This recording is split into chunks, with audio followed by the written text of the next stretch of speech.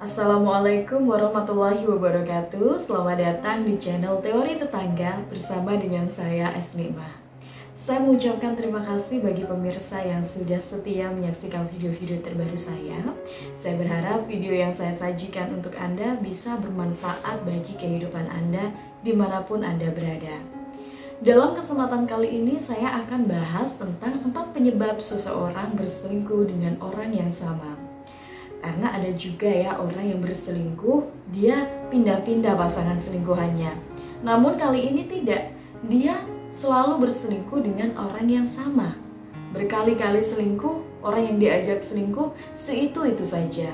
Sebenarnya kenapa bisa ada kejadian seperti ini?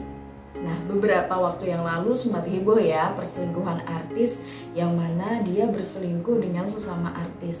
Berkali-kali selingkuh, sudah diberikan kesempatan namun ternyata masih tetap berselingkuh dengan orang yang sama.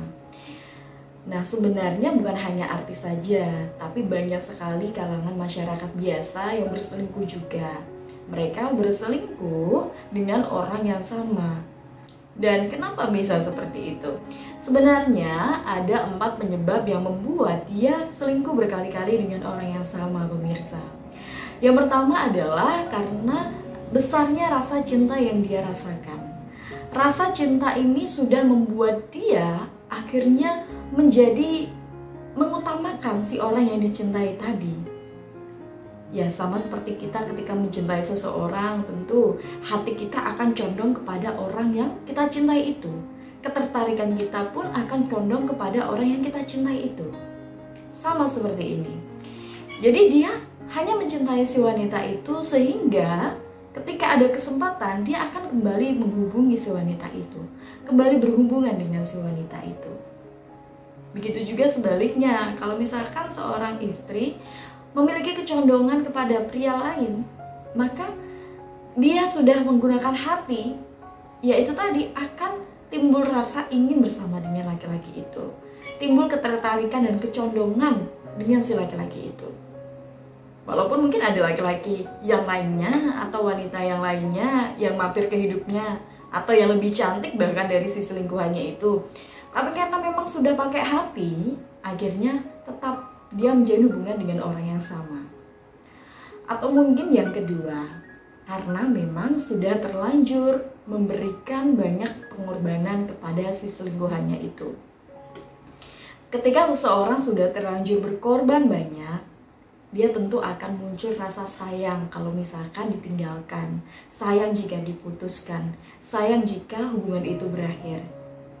Mungkin saja pengorbanan itu seputar ekonomi atau materi, ya, atau mungkin pengorbanan waktu karena selama ini sudah memberikan banyak sekali waktu untuk dia, atau mungkin saja nama baik, dia rela menghadapi segala permasalahan, ya kan? Dia rela menghadapi dosa demi si wanita itu atau si pria selingkuhannya itu. Kemudian selain itu mungkin pengorbanan secara emosional, dia sudah banyak memberikan perhatian dan kasih sayang sehingga hal itu tidak bisa ia ikhlaskan begitu saja. Akhirnya dia tetap kembali dengan orang yang sama. Nah, atau yang ketiga nih pemirsa, karena dia sebagai penerima. Kalau yang kedua tadi kan dia yang memberikan. Kemudian yang ketiga dia sebagai si penerima yang selama ini mendapatkan banyak sekali manfaat, kebaikan dari si selingkuhannya. Baik itu dukungan secara materi, atau secara moral, atau secara emosional. Dia mendapatkan itu semua dari si selingkuhannya.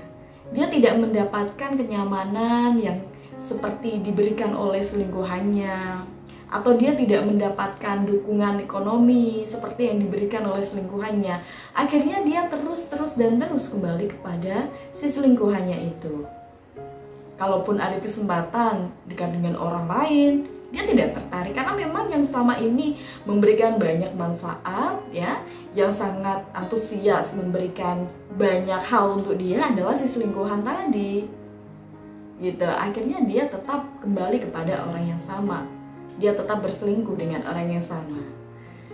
Atau bisa juga karena yang keempat nih pemirsa, karena orang yang dijadikan selingkuhan itu merupakan pasangan idealnya atau pasangan yang diidam-idamkan dia. Istilahnya adalah idaman lah ya. Ketika seseorang itu memiliki kriteria idaman dan hal itu ada pada si dia, maka dia akan merasa sayang kalau misalkan dilewatkan, sayang kalau misalkan ditinggalkan. Karena memang itu yang dia harapkan, yang dia inginkan. Misalkan ya, dia itu sebenarnya punya kriteria pasangan tinggi, cantik, putih, rambutnya panjang, ya, kulitnya bersih, hidungnya mancung, kemudian suaranya lembut, dan itu semua ada dalam diri si selingkuhannya. Walaupun mungkin ada wanita cantik lainnya atau istrinya bahkan jauh lebih cantik daripada si selingkuhannya tadi, tapi mungkin karena istrinya tidak lebih ideal daripada si wanita tersebut ya, maksudnya sesuai dengan apa yang dia idam-idamkan selama ini, akhirnya dia tetap bertahan dengan si selingkuhannya tadi. Atau mungkin banyak nih ya yang mendapati sebuah kasus yang mana selingkuhannya itu jelek ya, gendut, hitam begitu ya. Sementara istrinya itu cantik, putih, langsing. Namun ternyata mungkin kriterianya memang yang gemoy-gemoy seperti itu. Akhirnya dia memilih si selingkuhannya daripada si istrinya. Karena memang kriteria yang dia idam-idamkan selama ini ya seperti yang ada dalam diri selingkuhannya. Akhirnya dia terus kembali kepada selingkuhannya. Dia berkali-kali selingkuh hanya dengan satu orang. Begitu. Nah itu tadi pemirsa, 4 penyebab kenapa seseorang bisa berselingkuh berkali-kali dengan orang yang sama.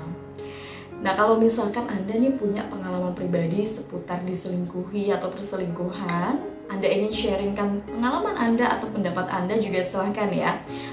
Anda bisa tulis di kolom komentar atau Anda bisa email ke email teoritetangga@gmail.com. Nah pemirsa, bagaimanapun perselingkuhan itu ditutup-tutupi, kebanyakan perselingkuhan itu akan berakhir menyakitkan. Dan tentunya sesuatu yang memang didasari atau didirikan dari hal yang tidak baik, jatuhnya pun akan tidak baik, endingnya pun tidak baik. Maka dari itu banyak sekali perselingkuhan yang awalnya manis, membahagiakan, ujung-ujungnya malah menghancurkan nama baik, menghancurkan keluarga, dan menghancurkan orang-orang sekitar yang tidak bersalah apa-apa. Sampai di sini dulu pemirsa video saya pada kesempatan kali ini. Saya tunggu Anda di video selanjutnya.